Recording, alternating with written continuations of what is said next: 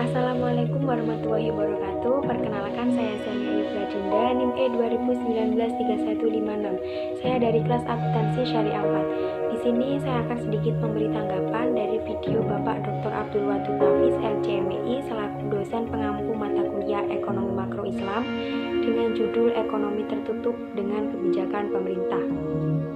Nah, di video kemarin kita sudah membahas tentang ekonomi dua sektor, yaitu sektor rumah tangga dan sektor perusahaan.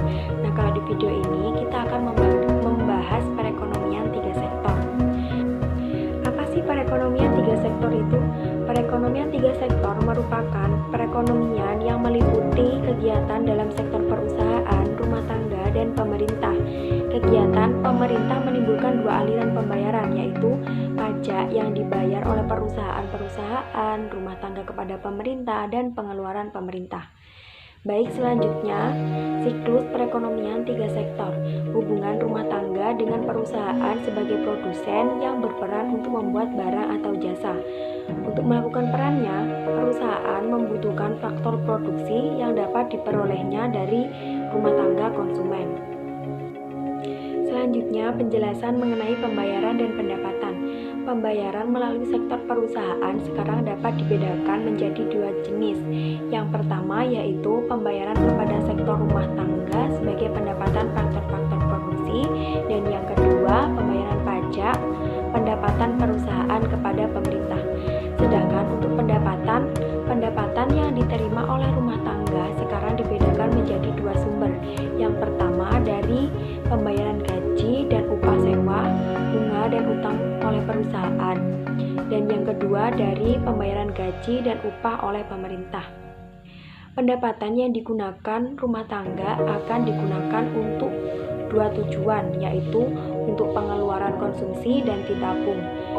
Tabungan ini akan dipinjamkan kepada penanam modal atau investor dan akan digunakan untuk membeli barang-barang seperti mesin-mesin, peralatan produksi lain, mendirikan bangunan pabrik, dan bangunan kantor. Kedua bentuk aliran pendapatan ini akan mengubah pola aliran pendapatan dalam perekonomian.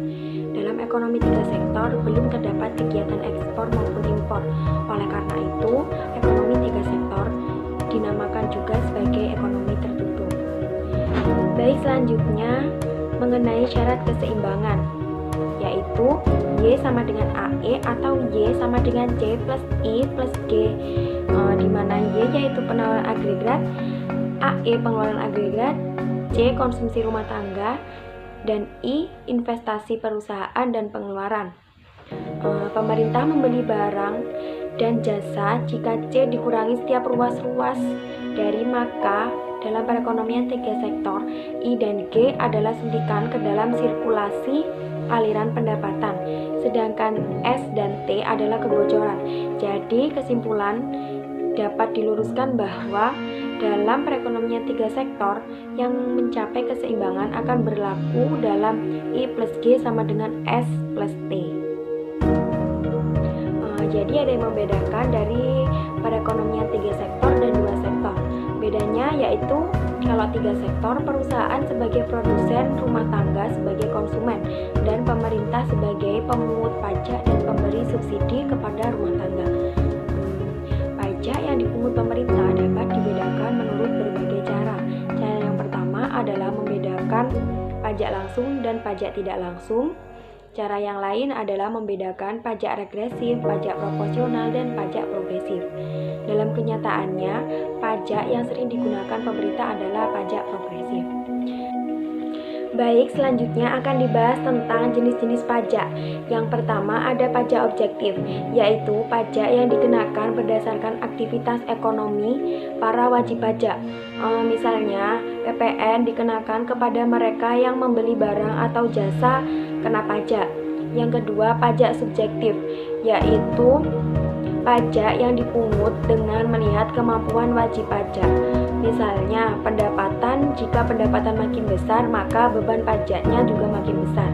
Dan yang ketiga ada pajak langsung, yaitu jenis pungutan pemerintah yang secara langsung dikumpulkan dari pihak yang wajib membayar pajak.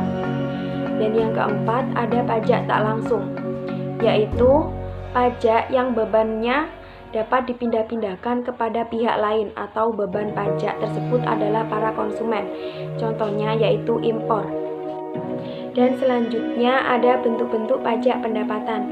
Yang pertama ada pajak regresif, adalah sistem pajak yang presentasinya menurun apabila pendapatan yang dikenakan pajak menjadi bertambah tinggi. Dalam sistem ini, pendapatan rendah pajak yang dipungut meliputi bagian yang paling tinggi dari pendapatan tersebut.